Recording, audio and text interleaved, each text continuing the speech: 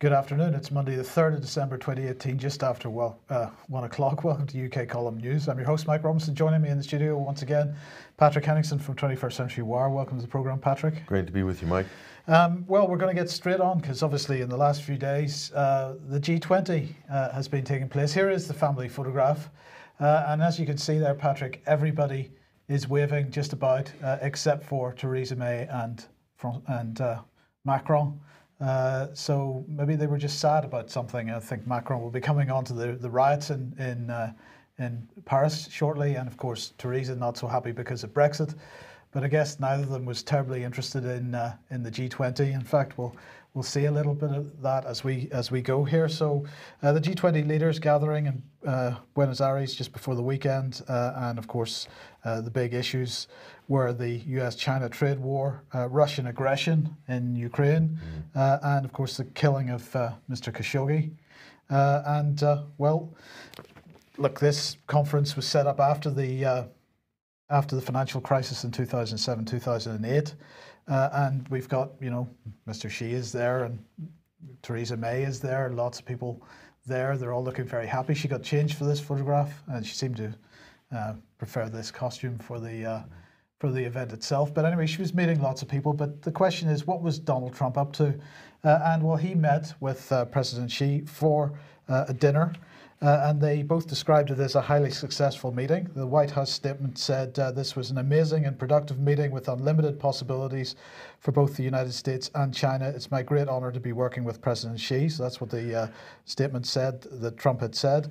The statement went on to say President Trump has agreed that on the 1st of January, he will leave the tariffs on $200 billion worth of products at 10% rate and not raise it to 25% at this time. China will agree to purchase a not yet agreed upon but very substantial amount of agricultural, energy, industrial and other products from the United States to reduce the trade imbalance between the two countries.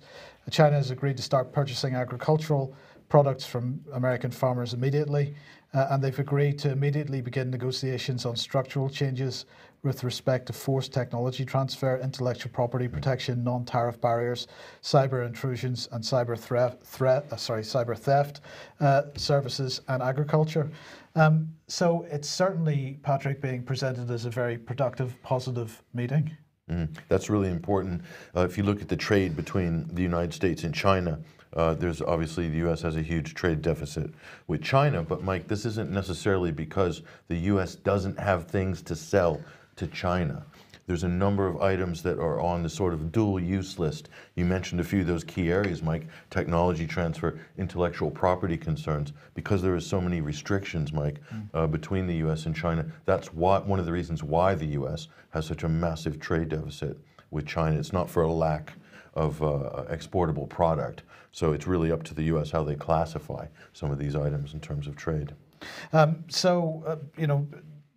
Trump and Xi met. It seems to have gone very well. Trump did meet President Putin as well, but we'll come on to that shortly. In the meantime, Xi, Putin and Modi, according to China Daily here, have agreed to increase trilateral cooperation. So this is the RIC, basically the BRICS, because Brazil, I guess Brazil with their new government has more or less dropped out of BRICS. There's some issues with Brazil. Obviously, you have a right-wing government in power right now, but it's hugely under the influence of the United States now in terms of the U.S. Business class, the super class. So we're talking about transnational corporations, the Koch brothers, etc. So definitely the U.S. and one of the reasons why America worked so hard to put this government in Brazil behind the scenes for a number of years is exactly this, Mike, to try to peel Brazil away from that center of influence in Eurasia and pull Brazil westward. So that's a big blow for the BRICS, Mike. But at the end of the day, it follows a consistent pattern of regional economic blocs, regional diplomatic alliances. This is the direction the world is heading. This is the direction definitely the United States under this president is taking it away from the liberal world order that we saw in previous decades.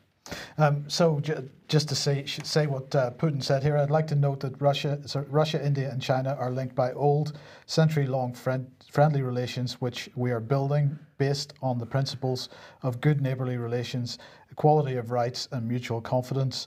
The discussions were really productive. One of the results was he's talking about the past. One of the results was the creation of the BRICS, but we believe that the RIC format has large prospects, and the cooperation in this trilateral format may become effective supplementation to cooperation which our countries carry out bilaterally and in the BRICS. Now, that term trilateral, of course, hints at what you were just talking about with the regionalization of economic blocs.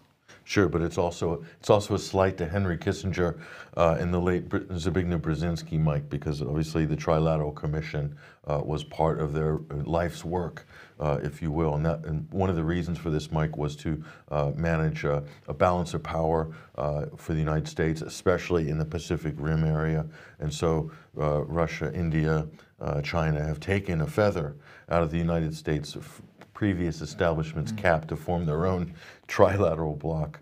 So I'm not sure if Kissinger's too happy about that. Well, of course, this meeting did not happen in the formal sense. This image is from another time. But Putin had said it was unfortunate that we can't hold a full format meeting, referring to a meeting with Donald Trump. I hope that the meeting takes place eventually when the US side is ready for it. He said we don't set any preconditions because the issues we need to discuss are very important for us and for the rest of the world. Issues of strategic stability are on the top of the agenda, meaning that they're followed by questions of non-proliferation, of weapons of mass destruction. It's unfortunate we can't hold a full format meeting. I think it's very much needed in connection with issues of strategic stability, especially after President Trump announced that the United States plans to withdraw from the Intermediate Range Nuclear Forces Treaty. And this was echoed by Dmitry Peskov. I'll come back onto that in a second, but he was also backing that up as well. Now, this issue of the Intermediate Range Weapons Treaty, the INF Treaty, yes, is one that the Russians take very seriously. I do apologize, I've got this slightly out of order, so we'll just mention, of course, that Trump did not get to meet with Putin because apparently the issue of Michael Cohen hit the news immediately before the G20 summit, and of course we were hinting at the fact that perhaps this is why Trump called off this meeting.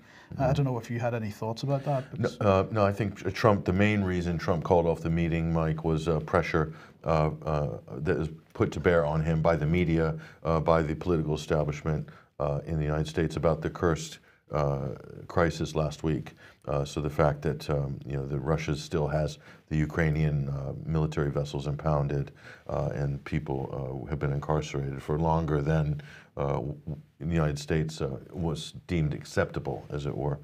So that was an excuse to do exactly, and I think, Mike, that's exactly what the Kursk Strait incident was designed to do. Was one of the reasons, the outcomes for that was to pull Trump and Putin apart. In other words, to maintain tension between the United States and Russia. So they definitely, Poroshenko or whoever is behind the planned provocation, which by all accounts it's planned provocation. If you just look at the series of events that preceded it and also what happened after that, it seems to be self-evident. That was the main objective. Right, well, getting back onto the INF Treaty then, this is Anatoly Antonov, who of course is the Russian ambassador to the United States. He was speaking in the US over the weekend and echoing Putin's comments here. So this is what he had to say today. One can hear opinions that nothing will happen if the US abandons the INF Treaty. I don't think it would be accurate to paint such a rosy picture. So, he's clearly got... The Russian establishment clearly has issues with what Trump has done here.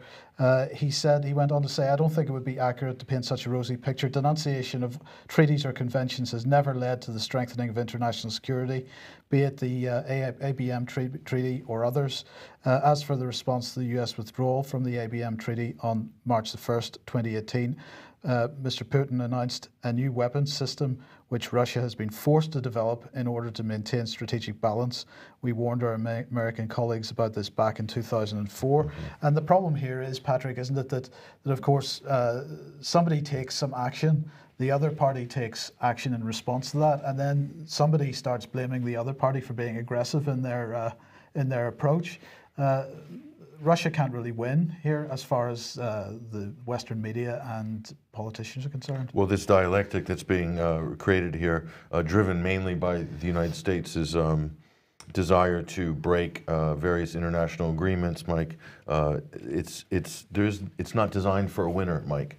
I think what you're looking at here is the United States are trying to recreate the mutually assured destruction narrative that was so successful under the Cold War. That was the kind of the scientific or scientistic ideological backing of the Cold War, and it served so many war planners and strategists so well, and it served the arms race incredibly well, the defense industry, for so many years. So they're trying to put that back to the forefront because mutually assured destruction, well, there's a lot of things that go along with that, Mike. That you can leverage and take advantage of in terms of creating a kind of a bipolar dialectic globally.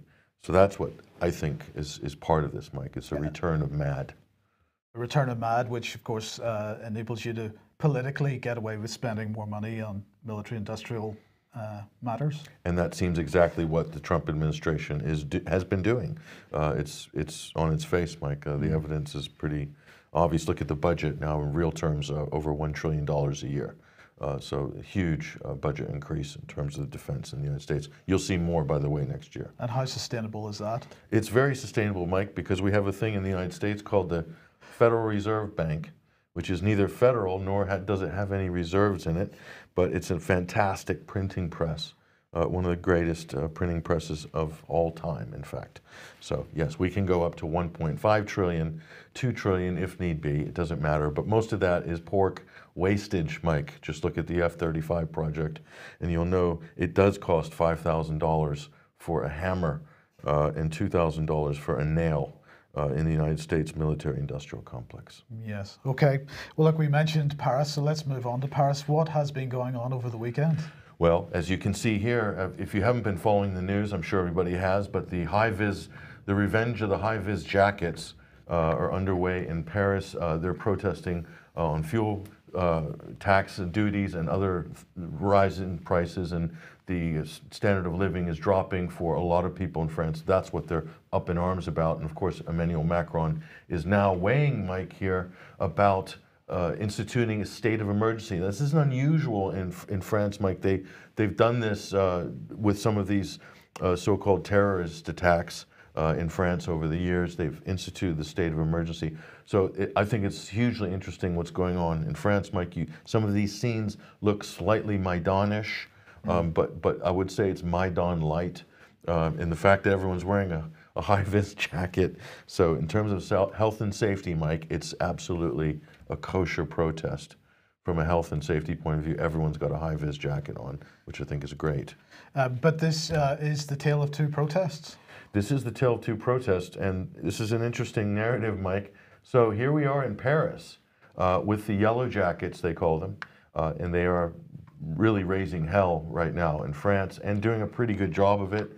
And our hats off to, this is in the great French tradition of the manifestation. So I think it's really fantastic. That's real democracy in action, depending on who you talk to anyway. And this is another protest that France was backing for many years. These are the Free Syrian Army moderate rebels in Syria. So it's a bit of a conundrum, a bit of a quandary for Emmanuel Macron, Mike, because these are illegitimate protests, and these people are akin, he didn't use this as exact language, but pretty close to calling them domestic terrorists. So the protesters in Paris are illegitimate protests, and they are domestic terrorists, pretty close to. Yeah, domestic terrorists, but wearing high-vis jackets again, so complying with health and safety. Now, but here in Syria, these were peaceful protesters who had legitimate democratic aspirations, although they have tow missiles here and Kalashnikovs, and they do suicide bombs and do all sorts of things on camera that we can't even talk about because they're so horrible. Those are the moderate rebels in Syria. Emmanuel Macron, Francois Hollande before him, they were all in for these guys, as was Nicolas Sarkozy. So for Manu, the question is, qu'est-ce que c'est Manu? Which is it? Which one's peaceful? Which ones are legitimate democratic protesters? So France armed the moderate rebels, Mike, and they bombed Syria. So I think in this case, Emmanuel Macron, to be consistent, will have to bomb his own country and supply traffic weapons to the high-vis jacket protesters. That would be fair. Then we'd have reciprocity in this equation. At least a consistent policy. Consistency, and that's really what we're looking for in the EU in terms of politics, more consistency. So they should traffic weapons and fire cruise missiles at Paris if they really want to be consistent. Okay, and what has Faris Shahabi been saying about this? Well, this is the Aleppo independent MP, and he's also head of the Chamber of Business and Industry in Aleppo. And he's saying that despite all evil doings of the French governments against Syria since 2011, this is Paris today. And he sees pictures of the tires or whatever is burning there by the Arc de Triomphe. And he's saying, and this is Damascus today. And you see the opposite image with the blue lower third there, and it's peaceful. And so he's saying, karma. We really wish no one messes with France's stability in the same way that France did to us. A tale of two uprisings. Looks pretty good in Damascus right now, not so good in Paris, Mike. Yes.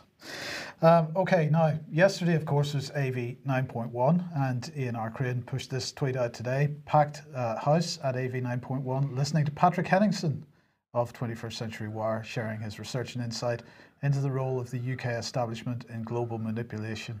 No conspiracy, just facts. So how was the event? It was a great event. It was a sold-out event. They had to bring in extra seats, actually, Mike, which is always a good sign. So a great job, of course, by the great event organizer, Ian Crane. But some stunning presentations from Alex Thompson, UK column, of course, Brian Garish. Great presentation by Brian. And a really moving presentation by Dr. Graham Downing on the issue of vaccines. And also the partner of David Noakes, who received his sentence last week. Lynn gave a really emotional appeal, and it was an unforgettable event. And I have to say, one of the most powerful sort of one-day events that I've seen in a long time. So our hats off to Ian Crane and all the people who participated. And of course, the most important thing were the people who came to that event. Some wonderful people, Mike. It just never amazes us to see how many fantastic people there are out there that are really getting behind some of these issues and really supporting some of the people who need it the most. So we thank everybody who attended. So you were, amongst other things, discussing the Integrity Initiative, is that correct? I did. I touched on the Integrity Initiative, and the theme of my talk, Mike, was it was about democracy in chains. That was the theme of the event, but I was asking the question, do we have real democracy or do we have corporatism? Because if we have corporatism, the emergence of government, state and corporate interests, that by definition is fascism, if you go by the orthodox definition by Benito Mussolini himself. So that was the case I was laying out. Integrity, Mike, obviously is a big piece of evidence to show this network that involves the state, think tanks, the military, and the mainstream media, Mike, and other various quangos working together in a clandestine network. They say to fight disinformation from Russia, but if you actually look into it as we have, Mike, they're actually disseminating disinformation and running smear campaigns against individuals, even against other independent journalists like ourselves. Well, indeed, that is the argument that I make in an article we posted on UK column website, Integrity Initiative. I look into the deep state, and I would just ask everybody that's watching, listening, to read that article and get it spread around as widely as possible. This is our first go at this subject. There will be much more coming from us. And the image there, of course, is David Scott's image of Gateside Mills. Now, one mainstream outlet has now picked up on this Gateside Mills issue, the fact that that Integrity Initiative and the Institute for Statecraft, the think tank behind it, seems to have been misleading the authorities on where they are and where they exist. But anyway, what I wanted to highlight here was the Russian statement on this, because the Russians have now made a comment on the Integrity Initiative situation. We're aware of the publication regarding the activities of this structure. They show that it's been partially funded by the British government. The number of programs in sovereign European states aimed at demonization of Russia have been listed in this framework. The embassy has sent an official request to the Foreign and Commonwealth Office asking them to confirm or deny the authenticity of the published documents and to provide information on current and planned projects on Russia funded by the FCO. Of course, it would be premature to make conclusions before an official response from the British authorities is received. However, at this point, close scrutiny of the documents published leads to a conclusion that the activities in the framework of this project amount to a massive disinformation campaign against Russia. I think that is a pretty fair statement under the circumstances. It is, if you actually look and you examine what's there, Mike, and you look at some of the output of this group, particularly taking out ministerial appointments in Spain with a matter of hours by mobilizing this network, Mike, it is definitely exactly as the Russian embassy has described. Of course, there are people who are not going to like that, agreeing, I mean, how dare you agree with the Russian embassy, any statements they make, because that's automatically Kremlin propaganda, of course. At least that's what we're conditioned by the mainstream press. And ironically, Mike, the reason we're conditioned by the mainstream press is because of the very project which they're describing in the statement. You can't make it up. Well, exactly. Well, let's look at some of the stuff that has appeared in the media. We're going to start off with The Hill here. Trump, Russia, and lessons from the mob. Did godfathers steer collusion? Probe. So this is John Solomon. And he's talking about what could be described as a sting operation. So he's saying that the Russia probe against Trump was the result of an operation conducted by Britain, Australia, and the FBI. He says, early in my reporting that unraveled the origins of the Trump-Russia collusion probe, tying it to Hillary Clinton's campaign and possible Foreign Intelligence Surveillance Act abuses, I started to see patterns. Just as in the old mob meetings, FBI or intelligence-connected figures kept showing up in Trumptown, USA during the 2016 campaign with a common calling card. And he mentions various figures, including Christopher Steele, Felix Sater, and so on. We're going to come on to that in a second. And he said there are others that he had identified, but US officials have asked him to keep a shield on their identities to avoid compromising their identities or nexus to intelligence and law enforcement work. And he says that the chances that so many would converge into then candidate Donald Trump's circle in such a short period of time around an election are about as rare as winning the Mega Millions lottery. In other words, most were not coincidences, a few maybe, but not all. So he has a point, and we've got to make the point once again that Western politicians and the Western media are driving this narrative that it is Russia which is interfering in election campaigns. The Integrity Initiative documentation has shown at least one case in Spain where Western intelligence services and Western media and Western politicians have driven a campaign to make sure somebody could not be put in an official position because they didn't like his Russian sympathies, yes. And here we have, well, what is this? UK, Australian intelligence services plus the FBI interfering in the US election? It doesn't just look like that, Mike. That's exactly what's happened. And I think let's just lay this out for you.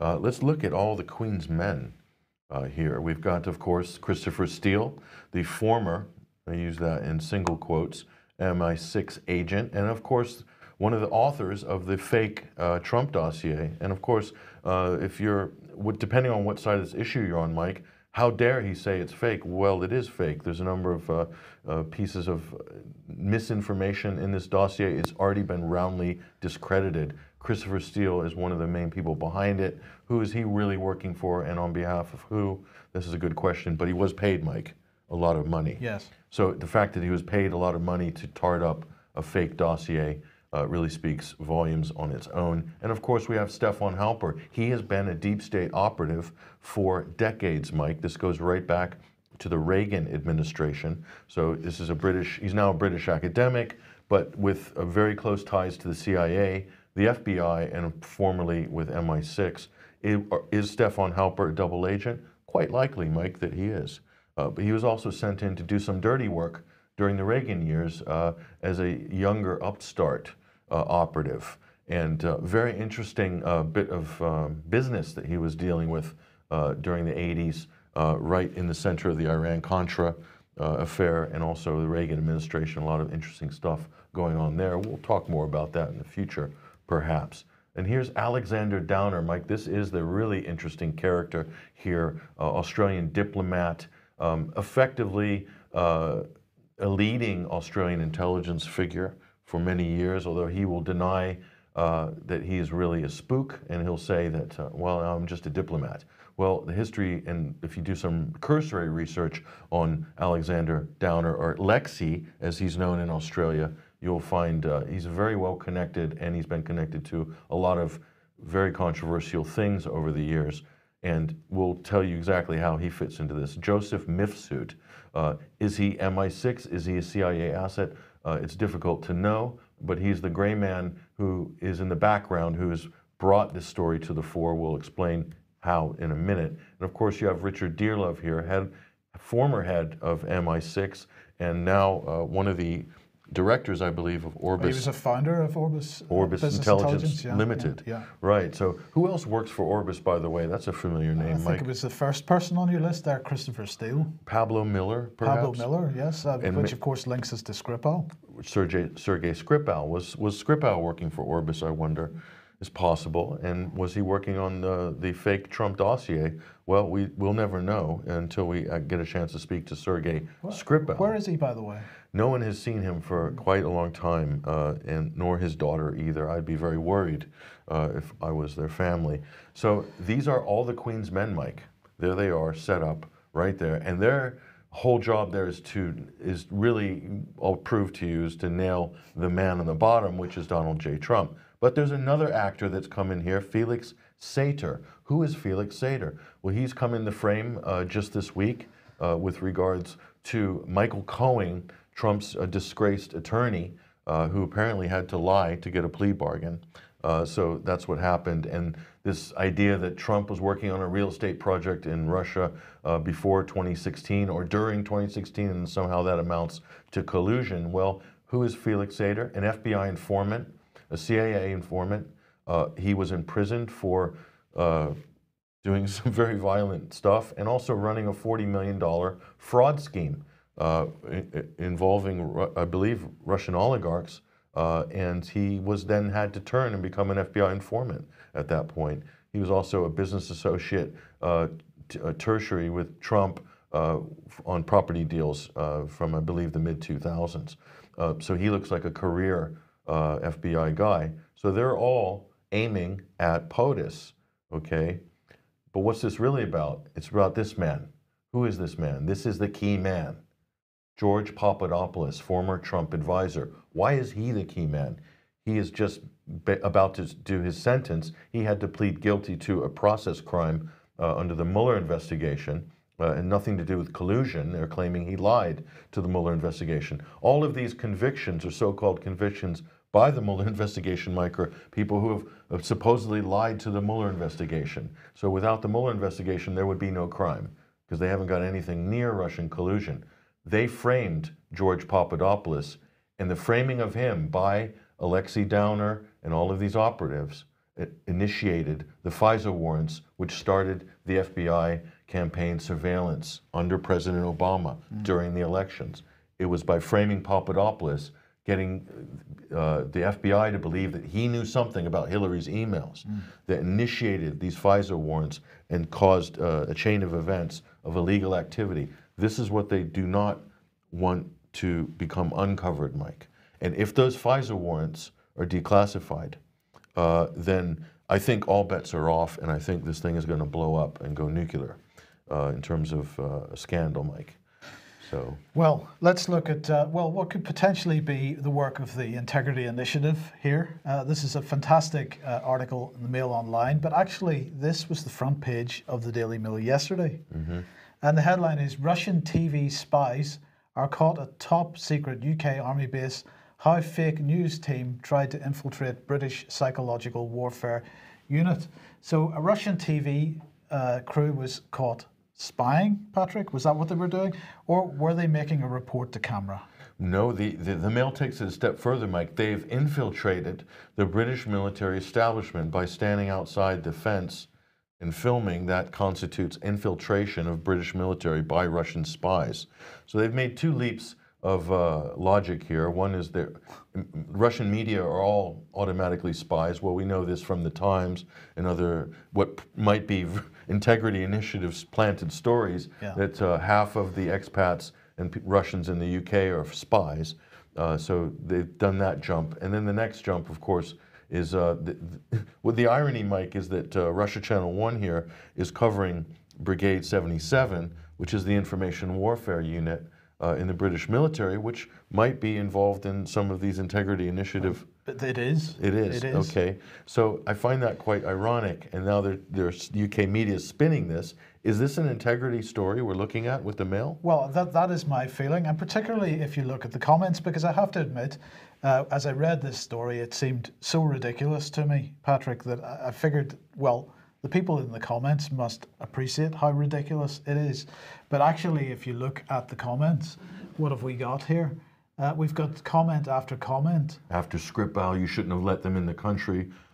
You know, Border Force should do their job. Yeah, exactly. If a British reporter, Mike, was caught within 5 miles of a military base in Russia, we'd never see or hear from that person again. A Russian reporter is allowed to remain here and move freely instead of expelling him. Our military personnel are being instructed to avoid him. Unbelievable outrage. And we've got one here where somebody makes a comment. So are these people journalists or are they not, or are they spies? And they get the anti-Russian comment in response. Yeah. So they aren't fake reporters. They just work for the Russian state TV. Confusing story. Russians don't have journalists. They are all spies. They are all spies. This is the narrative. Be aware. Be aware. Be aware. So those are planted comments, clearly. Because of the robotic nature, you can tell with just basic discourse analysis that you're looking at absolutely fake planted comments. I mean, can anyone actually make a debate that you read those comments that they're not, put in there intentionally to make a political point?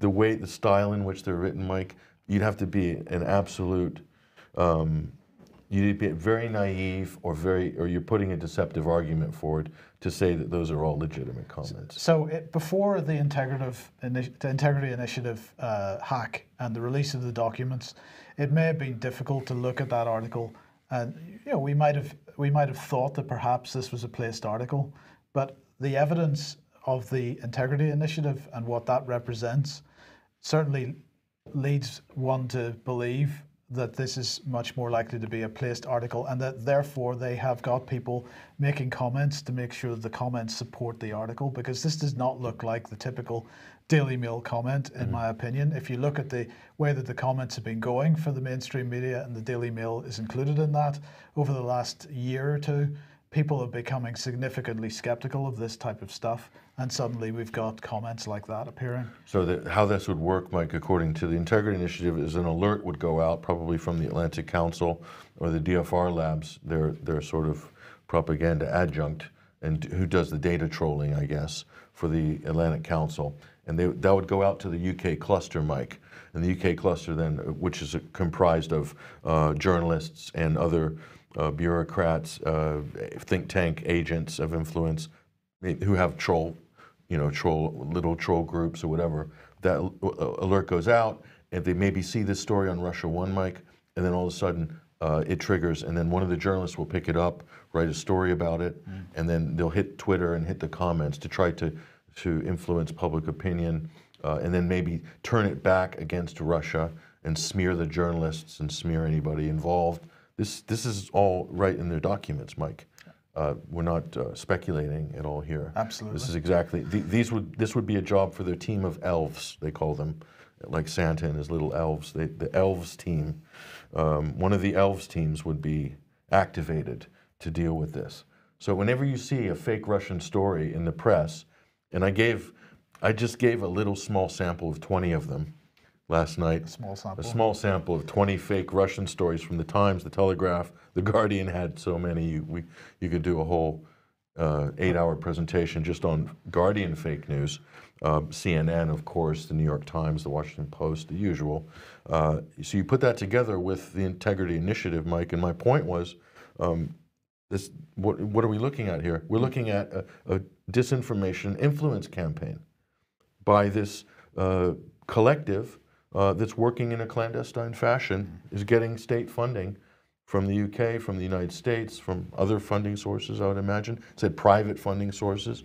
Who's paying for that? Is that, well, I don't want to say the S word, Soros? I don't know. No. It could be anybody. Yes.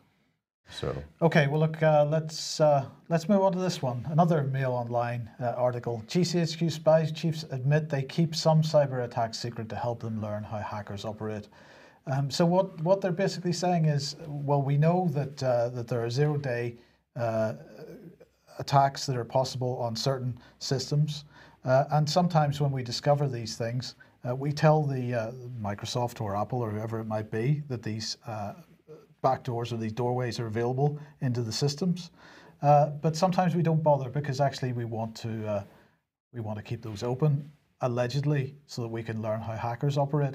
I don't think so. And terrorists, because terrorists it must be ISIS who've hacked Marriott, Mike, and stolen all the data of all the customers and breached all these big corporations, right? It must be ISIS, be some guy in Raqqa with a battery of PCs, I guess. It has nothing to do with any state agencies in the West, would it? Or any hackers in the West who are maybe working part-time and doing other jobs for other state agencies? I don't know. Who knows? It's a murky world, isn't it? It is, but it's pretty despicable that the government of the day would be encouraging illegal activity when it suits them. This is not how governments are supposed to work. But on the other hand, if we look at how this particular government has worked in since 2010, we can see that they have been putting legislation in place to make the illegal activity of the British intelligence services over the last 40 years retrospectively legal, which of course they can't do, but they've done it with the various spooky legislation that they've created in the last couple of years. So they're attempting to justify this type of behavior, and it's not really justifiable. If you could get somebody to perform, Mike, it's an IT question for you, a cyber question. If you can get someone to perform a big hack that results in a major data breach, we're talking about the details of hundreds of thousands of customers and personal data details. And then all of a sudden the government will spring into action with some piece of legislation or some new regulation or mandate some thing that would have financial implications in terms of adopting or raising the budgets of cybersecurity. Is this an out of the ordinary scenario? Is this something is that too much speculation? No, because in fact we've just got a new cybersecurity centre that's costing billions of pounds, haven't we? So it's just a coincidence. It's something. It's something that's not out of the realms of possibility. No, it isn't. So I think. Okay, well look, let's leave it with this one because you spotted this last week and you drew it to my attention, but I thought we'd leave it for you coming into the program because you were so appalled by it. So this story was put out by the BBC, Mike, a gushing apologist story about this man sitting here, Christopher Blair, on his porch. Somewhere in New England. He is the godfather of fake news. Bear in mind what we just showed you about the Integrity Initiative. What we just showed you in terms of fake planted Russian stories in the Western mainstream press. And this is following this general theme of fighting and crusading against fake news online. And here you have one of the founders of the fake news movement, one of the people who placed all these fake stories, Mike, on Facebook, right here, meet one of the world's most prolific writers of disinformation. You'd think they'd go after him in this article, Mike. You'd think they'd really go in for the kill and really hold this guy to account for creating this huge crisis, I guess, in the establishment, which was used to blame Russia, ostensibly, right? You'd think that's how it would work. And here's some of his online personas. I am Bust a Troll. There he is looking like a kind of a Harley Davidson riding U.S. conservative patriot. He took on the personas of patriotic Americans, outraged at President Obama, at liberals, at feminists, at Black Lives Matter movements. And yes, a lot of people will be retweeting and sharing this content, Mike, online by this gentleman, Christopher Blair. In the BBC, he's explaining how he did this, and all of a sudden the big reveal comes.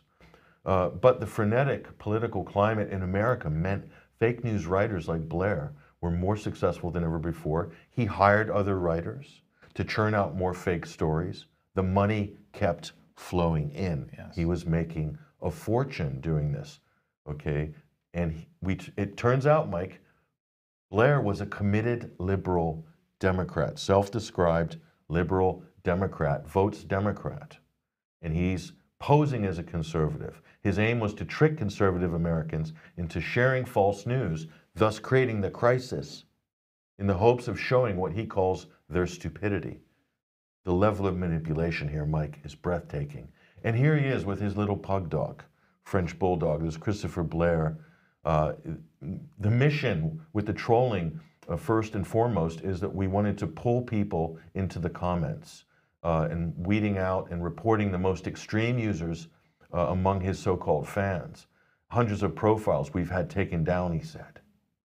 We've had people fired from their jobs, he said. We've exposed them to their families. I'm very proud of my work as the fake news godfather, says Christopher Blair. This is a glowing piece. They're heaping adulation, the BBC. At no point in this article did they say that the ethical problem with this, that they launched a whole crusade against fake news, and the guy who was one of the main guys driving it, who was profiting on it here, was from the Democratic Party. Okay? This is Big Brother. This is what Big Brother really looks like, folks. The entrapment, the deception. It's somebody like this. Literally, you know. So what can I say, Mike? That's the story of fake news, the real story of fake news. Absolutely. So between that and the Russians, it's all completely fabricated. Pretty much all of it. So. Okay, well, look, we will leave it there. Thank you very much for joining me today, Patrick. Thank you for joining us. We will be back at the same time, 1 p.m. on Wednesday. We hope to see you then. Bye-bye.